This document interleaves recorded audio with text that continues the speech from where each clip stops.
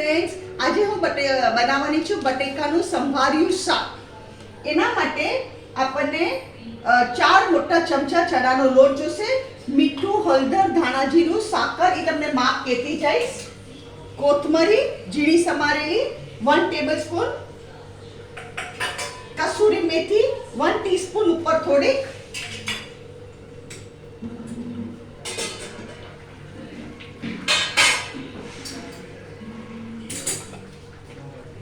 અહીંયા મેં શું કર્યું છે, 3 મોટા બટેકાના 4 ટુકડા કરીને આવી રીતે તેલ અને પાણી નાખી અને મીઠું નાખીને ચડાવી દીધી. મીઠું, તેલ અને પાણી એમાં મેં બટેકા ચડાવી દીધા છે.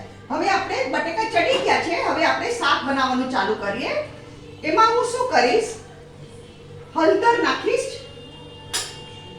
લાલ મરચું નાખું છું. હળદર મેં 1 ટીસ્પૂન નાખી, લાલ મરચું 1 ટેબલસ્પૂન નાખું છું, 1 ટેબલસ્પૂન જેટલું લાલ મરચું, અને ધાણા જીરું આમાં સરખું આવશે. ધાણા જીરું તમે નાખજો, 2 ટેબલસ્પૂન ભરીને ધાણા જીરું નાખજો, 2 ટેબલસ્પૂન ભરીને ધાણા જીરું નાખજો. અને સાકર, આ છે ને ગળું ને તીખું શાક હોય એટલે સાકર હું તમને કહું કેટલી નાખવાની, 1 2 3 4 અને હાફ, 4.5 ટેબલસ્પૂન સાકર. હવે આપણે આ બધાને મિક્સ કરી દઈએ.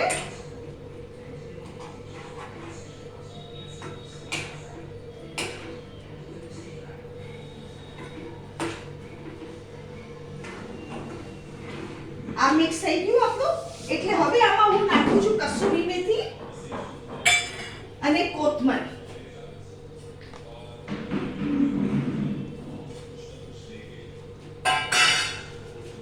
આ શાક એટલું ટેસ્ટી લાગશે ને, તમે જરૂરથી બનાવજો આ શાક. અને હવે હું આ બધો ચણાનો લોટ નાખી દઉં છું.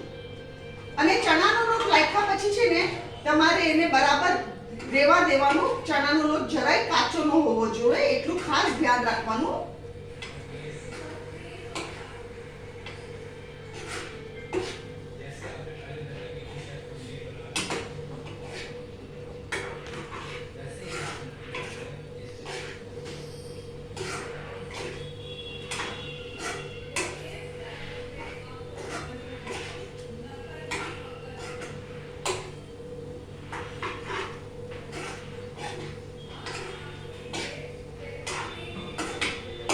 ચણાનો લોટ જરાય કાચો ન રહેવો જોઈએ, એટલું ખાસ ધ્યાન રાખજો તમે.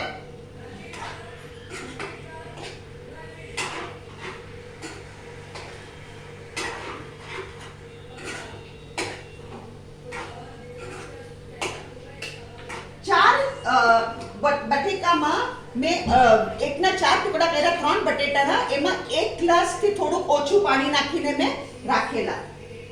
આ જો, આ આજે આપણું શાક છે. અને હવે આપણે આપણું ડિશ તૈયાર કરીએ.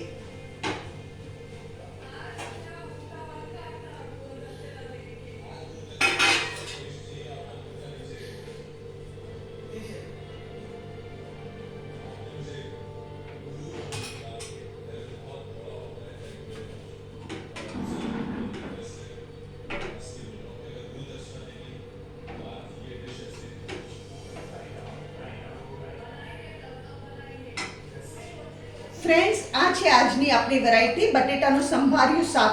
આજે લાલ મરચાંની અત્યારે સીઝન ચાલે તો લાલ મરચાં અને રાઈસ. આની સાથે તમારે દહીં પીરસવાનું. દહીં બી આની સાથે બહુ ટેસ્ટી લાગે. અગર તમને આજની મારી રેસીપી પસંદ આવી હોય તો મારી વિડીયોને લાઈક કરો, શેર કરો, કમેન્ટમાં જરૂર લખો તમને કેવી લાગી મારી રેસીપી, અને મારી ચેનલને જરૂર સબસ્ક્રાઇબ કરો.